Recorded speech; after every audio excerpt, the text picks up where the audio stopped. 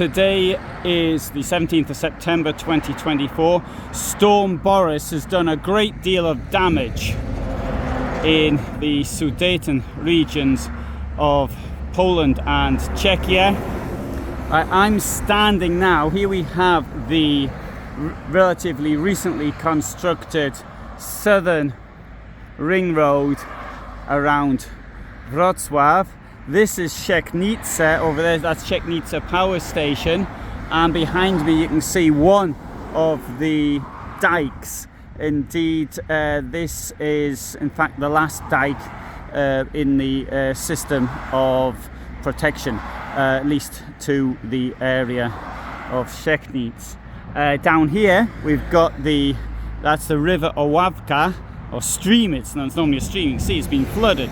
It's got this dark colour on it, and we have this very large sluice here, which I don't know, but I'm going to assume it was built in the aftermath of the floods in the summer of 1997, and you can see it's quite an impressive structure. Judging by the road, and now using my historical knowledge a little bit, it seems to me as though this structure was actually, something was here in former times. In fact, going back over 100 years, I'm going to guess, although I haven't checked that out just by looking at it. And whereas you can see it's quite calm and peaceful here now at the moment, what is, I think in English is called accumulation wave, or accumulation wave. It's the point at which the flood waters are at their highest.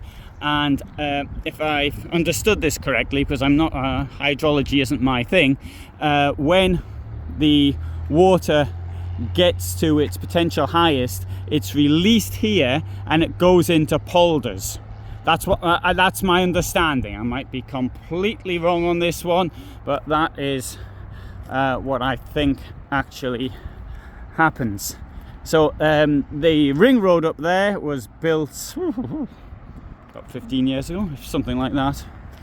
And so you can see here, it's very peaceful at the moment.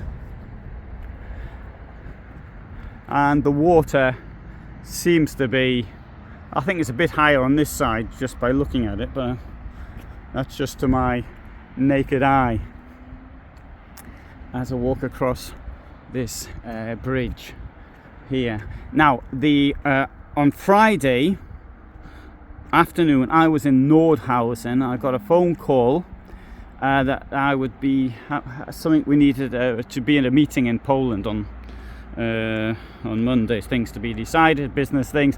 So I came back. I was sort of doing a little bit of a tour, but I came back immediately, and I drove into this storm, and it was really torrential. I was got to around Leipzig, somewhere near there, and there was this dreadful storm, and dreadful, I'm exaggerating a bit, but it was very strong, very strong. Anyway, I decided I didn't want to drive in. Well, by the time I got to just beyond Dresden, stopped for the night, and it was still pouring down in the morning. And then, it did stop on Saturday morning where I was, so in Lower Silesia. But warnings had been given, and both in Germany and in Poland, sent warnings via SMS. And I thought it was a really, considering what they said, I thought this was a major exaggeration. That was my considered opinion when I got the warning. But now, in view of what's happened, I've changed my mind. Getting out the app, showing the weather, and I saw what it was like to the south, areas around, for example, Kłodzko was the first place I thought of because of the floods that happened there in 97. But we've now seen dreadful flooding, for example, in Głuchowazy, Lądek-Zdrój to the south. I think the Polish route, the road between Racibórz and Opole was cut, at least temporarily. Other things have happened. The Elbe in Dresden, a bridge has fallen into the river. I don't know if that was due to the flooding or it was just an unfortunate coincidence. Where I am, I'm living on a campsite near here. I think we're relatively all right for the moment, but my plan had been to go to Warsaw on Friday, but now I'm not going to go because I think my presence might be required here.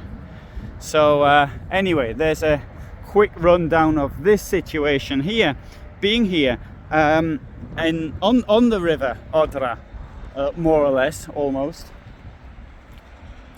And so a friend of mine's organised assistance for people in southern Poland, and some people absolutely lost everything.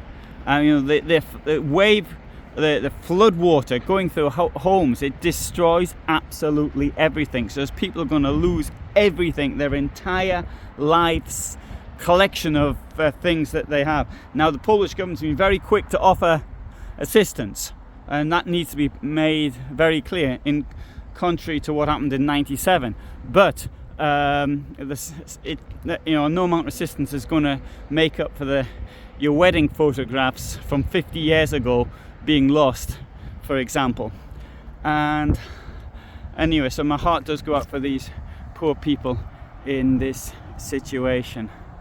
So anyway, there's my bike, and now I'm gonna go down to the Odra River and see what the situation is there. This is only approximately what I would say about 3 kilometers from where I sort of live most of the time. So it does sort of bring it back home to you to a certain extent, because I mean, obviously I knew all about the flooding in '97, and I spent a lot of time walking on the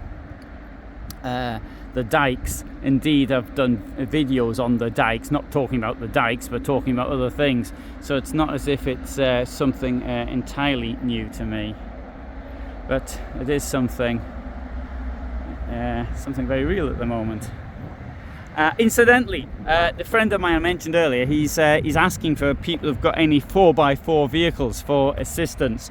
If anybody can assist with a 4x4 vehicle, it's in the area, obviously. I'm not suggesting somebody brings one from the United Kingdom or something like that, but if anybody's in sort of southeastern Germany or something like that, or even in Poland, has access to 4x4 vehicles, then please do come forward.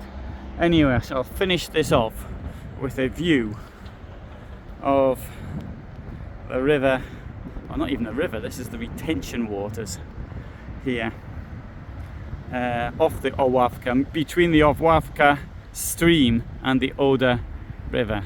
Thanks for watching.